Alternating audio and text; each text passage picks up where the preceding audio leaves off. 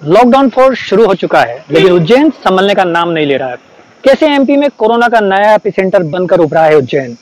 भोपाल, इंदौर जैसी तासीर नहीं इस शहर की, फिर कहां हुई है चूक। उज्जैन में संक्रमण काबू में नहीं आ रहा है। 48 मौतों के साथ कोरोना से मौत में देश में सबसे ज्यादा मृत्यु दर है उज्जैन की। आखिर ये हालात क्यों बने?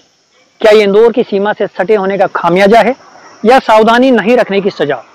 अगले 20 मिनट में दिखाएंगे आपको कैसे रेड जोन में आई धार्मिक नगरी उज्जैन। उज्जैन में बढ़ते कोरोना संक्रमण के आंकड़ों ने केंद्र तक को चिंता में डाल दिया है। केंद्र से 2 सदस्यीय दल ये जांच करने पहुंचा है कि आखिर संक्रमण के इस आंकड़े पर इतनी मौतें कैसे हो गई उज्जैन में।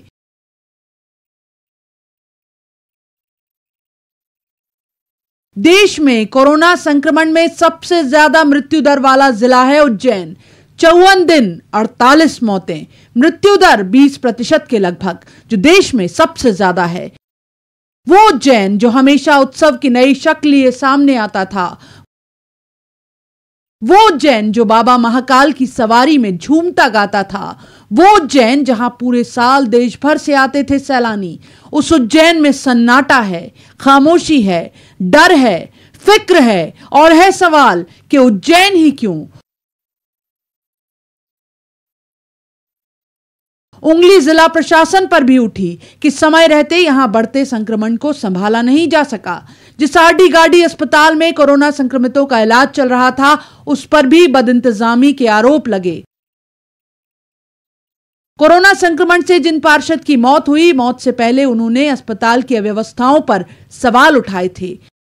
कलेक्टर साहब, प्रशासन, आला अधिकारियों से गुजारिश करना चाहता हूं कि आरडी गाड़ी के अंदर ना तो साबुन अवेलेबल है, ना मास्क अवेलेबल है, ना पानी अवेलेबल है, ना बाथरूम में लाइट है। तो कैसे चलेगा ये तस्वीरें गवाह हैं कि कैसे एम्बुलेंस में तड़पती रही कोरोना संक्रमित महिला और अस्पताल के आईसीयू वार्ड पर ताला पड़ा रहा।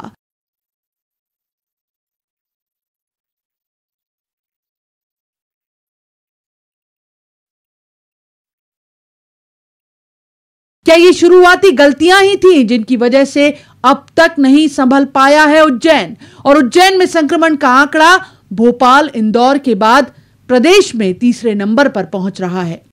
असल में केंद्र शासन ने कुल 20 टीमें बनाई गई हैं जो भारतवर्ष के विभिन्न शहरों में गई हैं जहां कोरोना का संक्रमण ज़्यादा है।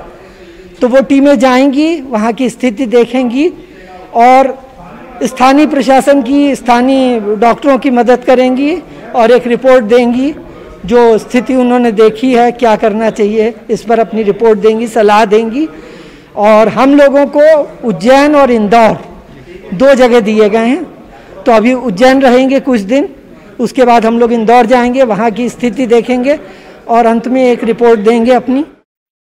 उज्जैन में कोरोना संक्रमण का पहला मामला 25 मार्च को दर्ज होता है। जांसापुरा की रहने वाली 59 साल की राबिया संक्रमित होती हैं, जिन्हें इंदौर में भर्ती कराया जाता है। जिसके बाद कोरोना वायरस की चेन राबिया बी के परिवार में ही बढ़ना शुरू होती है। एक के बाद एक 6 मरीज एक ही परिवार से।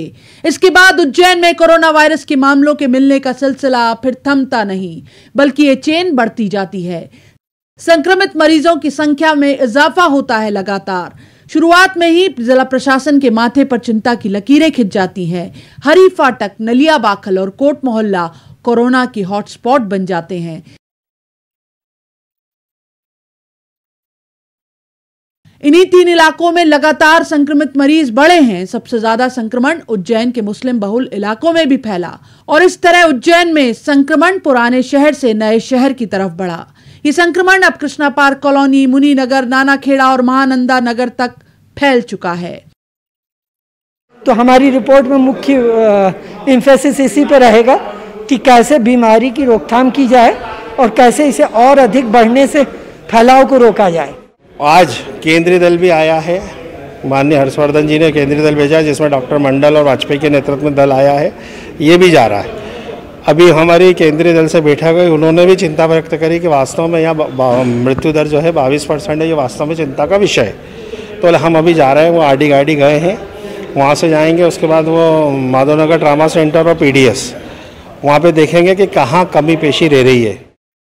इंदौर, भोपाल, जबलपुर, बुरहानपुर, खंडवा, देवास और उज्जैन एमपी के रेड जोन जिलों में भोपाल और इंदौर के बाद सरकार के लिए सबसे बड़ी फिक्र बन गया है उज्जैन। लिहाजा जब यहां जिला प्रशासन की पकड़ कमजोर होती दिखी तो कलेक्टर का भी तबादला कर दिया गया ताकि हालात को जल्द से जल्द संभाला जा सके। तो कब तक संभलेगा उज्जैन? कब इस पवित्र नगरी का सन्नाटा टूटेगा? कब लौटेगी महाकाल की रौनक? अभी तो बड़ी चुनौती संक्रमण के साथ लगातार बढ़ रही मौतों को संभालने की है। उज्जैन से आनंद निगम के साथ bureau report, news 18 Madhya Pradesh, Chhattisgarh. Indore और उज्जैन जैसे पड़ोसी क्या इस पार से उस पार जाने में फैला रहे हैं संक्रमण? क्या इंदौर के नजदीकी होने की सजा भुगती है उज्जैन ने? उज्जैन में पहली संक्रमित मरीज का इलाज इंदौर में ही हुआ।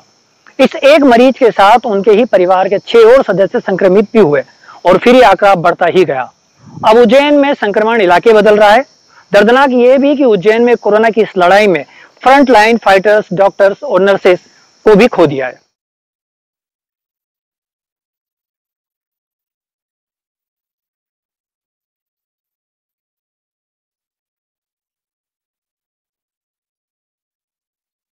सवाल ये कि क्या उज्जैन कोरोना के संक्रमण को समझ नहीं पाया?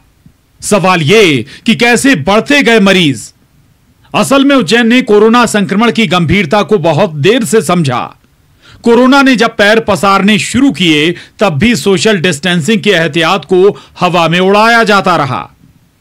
उज्जैन के कई इलाके थे जहां संक्रमण बढ़ने के बावजूद भी लोगों ने करीब बैठना, सड़कों पर निकलना जारी रखा। यही वजह रही कि उज्जैन संभल नहीं पाया।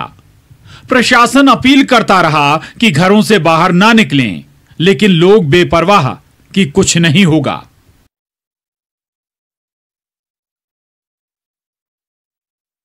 लॉकडाउन जैसे इनके लिए था ही नहीं। ये लोग मानकर बैठे थे कि संक्रमण इन तक नहीं पहुंच सकता।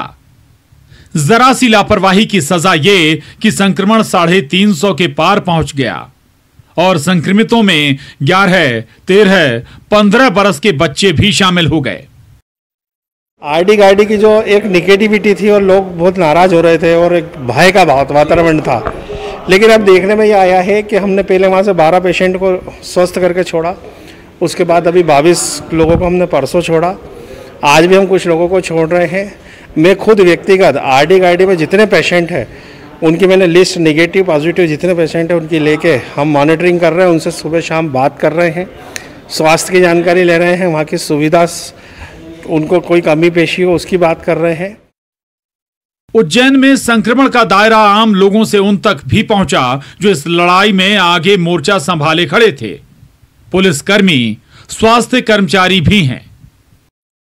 उज्जैन में मृतकों में एक थाना प्रभारी समेत पार्षद की भी इसी संक्रमण से मौत हुई। दूसरी वजह रही इलाज में लापरवाही।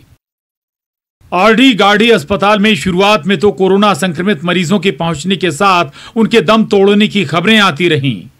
वहां की व्यवस्थाओं को लेकर भरपूर हंगामा भी हुआ। हो क्या रहा है कि कोरोना वायरस एकदम नया संक्रमक है। हमारे मेडिकल ऑफिसर इसके लिए एकदम परफेक्ट नहीं है, तो जहां कमी पेशी रह रही है वो डॉक्टर मंडल वाजपेयी के नेतृत्व में प्रशिक्षण लगेगा और उनको वो कमी पेशी को दूर करने के में सहयोग करेंगे। उज्जैन में लगातार बढ़ रहा मौतों का आंकड़ा और गड़बड़ा रही स्वास्थ्य विभाग की कार्यशैली के बाद सीएमएचओ अनुसुईया गवली को हटाया गया। उनकी जगह डॉक्टर एमएल मालवीय और सिविल सर्जन का प्रभार डॉक्टर राजू नदारिया को जवाबदारी सौंपी गई। अस्पताल में लापरवाही का आलम ऐसा था कि खुद बीजेपी विधायक पारस जैन और सांसद अनिल फिरोजिया ने सीएम शिवराज सिंह से शिकायत की थी। यही नहीं, कांग्रेसियों ने भी आंदोलन किया था। तराना विधायक तो धरने पर बैठ गए थे जिनके खिलाफ पुलिस में मामला दर्ज हुआ था। मेरा यही निवेदन है, घर पे रहे, सुरक्षित रहे और ये विश्वास रहे कि केंद्र सरकार, प्रदेश सरकार और स्वयं में हम आपके बीच में हैं। आपके साथ सतत संपर्क में है और मुख्यमंत्री खुद मॉनिटरिंग कर रहे हैं। लेकिन उज्जैन का संभलना जरूरी है। उज्जैन संभलेगा तो महाकाल के पट खुलेंगे। उज्जैन केवल मध्य प्रदेश का एक जिला नहीं है, वो इस देश की पवित्र नगरी भी है। अब महाकाल के दरवाजे जा नहीं पा रहे, लेकिन उज्जैन के हर घर में महाकाल को मनाया जा रहा है कि महाकाल जहां विराजे हैं उस नगरी की सांसें उसका जीवन लौटाएं। उज्जैन फिर शिप्रा के तट पर खिलखिलाए। उज्जैन से आनंद निगम के साथ bureau report, news 18 Madhya Pradesh.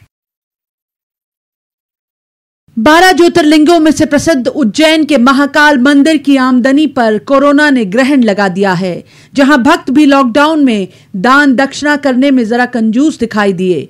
Mahakal मंदिर में हर महीने 2 से 2.5 करोड़ का चढ़ावा चढ़ता है, लेकिन इस लॉकडाउन में चढ़ावे का ग्राफ ढलान पर जा पहुंचा।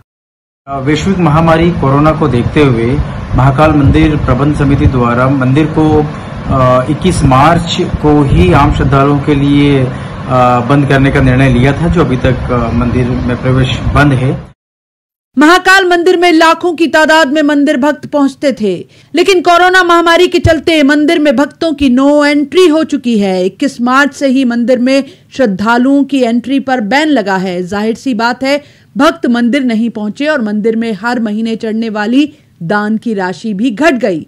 पिछले 56 दिनों में महाकाल मंदिर की आवक हुई महज 3,33,000 रुपए, जहां ऑनलाइन दान के जरिए मार्च महीने में 1,22,669 रुपए मंदिर के खाते में आए। यानी आप समझ सकते हैं मंदिर की आमदनी में लॉकडाउन ने कितना तगड़ा झटका दिया है।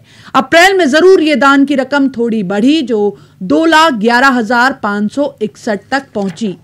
मंदिर की सारी व्यवस्थाएं और जो मंदिर के विभिन्न प्रकल्प हैं, उन सबका संचालन हम श्रद्धालुओं के दान से प्राप्त होने वाली राशि से ही करते हैं। वर्तमान में मंदिर में 650 से अधिक कर्मचारी हैं और विभिन्न प्रकल्प हैं। इन पर प्रति माह लगभग 1 से 1.25 करोड़ रुपए का व्यय होता है। आमदनी अठन्नी, लेकिन खर्चा रुपया। इस वक्त कुछ ऐसे ही हालात हो गए हैं महाकाल मंदिर के।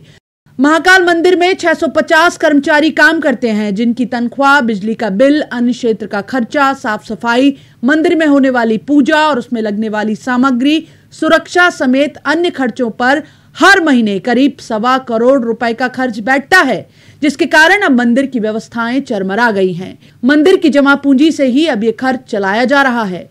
आमतौर पर मंदिर में हमें आम श्रद्धालुओं से लगभग 2 से 2.5 करोड़ प्रति माह दान के रूप में प्राप्त होता है। क्योंकि अभी श्रद्धालु नहीं आ रहे हैं और बंद है, तो स्वाभाविक रूप से दान की राशि में कमी आई है। पिछले 2 महीने से बंद महाकाल मंदिर में लॉकडाउन ने मंदिर प्रशासन के माथे पर चिंता की लकीरें खींच दी हैं। उज्जैन से आनंद निगम के साथ bureau report, news 18 Madhya Pradesh, Chhattisgarh. Mahakal की नगरी में खामोशी शंखनाद कर रही है। भस्म आरती में भक्तों का रेला नहीं लगता। मंदिर में हो रही है आरती, बस भक्त नहीं है। लॉकडाउन में भगवान को भी है भक्तों का इंतजार। सुनसान हो गई है महाकाल की नगरी।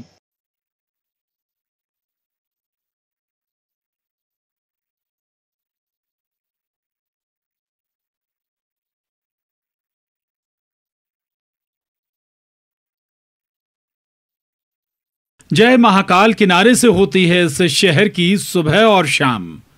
बाबा भोलेनाथ का वो धाम जहां गूंजता है बोल बम बम भोले। ये भोले बाबा की वो नगरी है जहां निकलती है भोले की शाही सवारी, जहां बाबा महाकाल की पालकी को छूने के लिए भक्तों का रेला उमड़ पड़ता है। जो कोई महाकाल की नगरी उज्जैन आता वो बस यहीं का होकर रह जाता। भस्म रमैया के दर्शन कर हर भक्त झूम उठता।